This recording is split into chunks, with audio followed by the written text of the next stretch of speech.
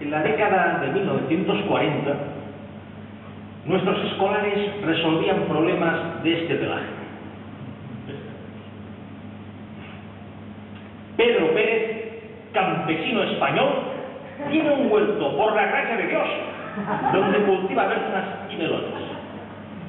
Sus beneficios son de 5 céntimos el quintal, teniendo en cuenta que el terrateniente se lleva 2/3 del precio, y tras pagar 3 gallinas al cura y una pata de cerdo al sargento de la Guardia Civil, ¿cuál es el importe total de la venta de sus productos tras llevarlos con su mula hasta un punto donde se cruza el tren A, que va a 54 km/h, y el tren B, que avanza en sentido contrario a 57 km/h?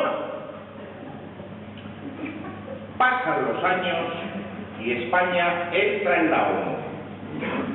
Estamos en 1950 y los niños resuelven este otro tipo de cuestiones. Si Pedro Pérez, el abrigo que se alegra de la paz que trajo el caudillo en nuestro católico país, cultiva alcachofas, nabos y guisantes y lo vende todo a 10 reales la Roma, ¿cuánto tardará en tener que emigrar a la gran ciudad? Pasan otros 10 años. En la década de 1960, mientras el país se desarrolla a golpe de plan, plan, plan y con rin-tin-tin, los alumnos leen problemas como este en sus exámenes. Pedro Pérez es un pobre campesino que tenía un globo, 2 globos, 3 globos, sabiendo que la luna es un globo que se le escapa y teniendo presente que la Tierra es un globo donde vive él, averiguar cuántos pantanos le harán falta para que le inunden el pueblo, le dejen sin casa y le construyan 30 hoteles en primera línea de la costa. Así, en un tren llegamos a 1970. Sin embargo, nuestros heroicos escolares siguen respondiendo preguntas similares. Pedro Pérez es un labriego de comisiones obreras que cultiva hortalizas concienciadas y va a todas las huelgas y manifestaciones. Si atendemos a que las multinacionales oligárquicas de la industria agropecuaria discriminan este sector de declaración económico, ¿cuánto tardará este honrado campesino en cabrearse y liarse a tiros con alguien? Responde a la pregunta después de discutirla apasionada y asambleariamente en clase. Pasa otra década. España organiza el Mundial de Fútbol del año 82.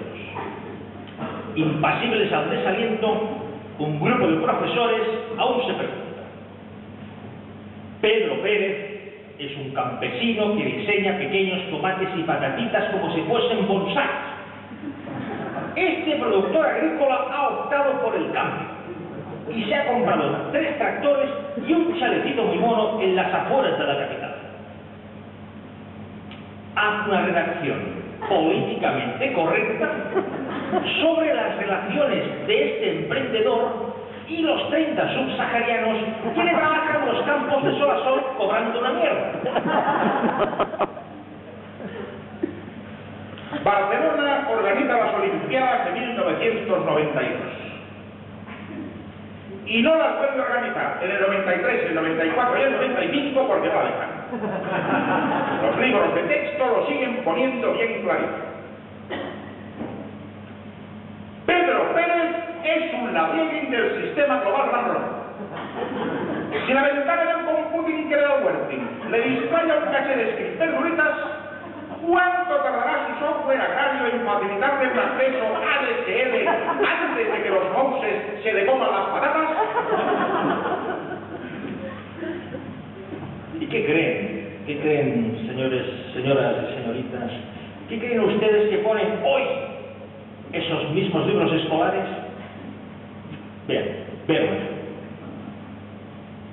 Localiza información sobre el aspecto, actividades y modo de vida de un tal Pedro Pérez.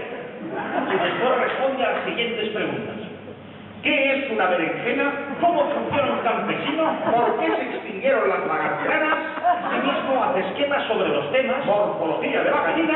sentimiento de la indiferencia, Historia de la legumbre. precocida. Gracias.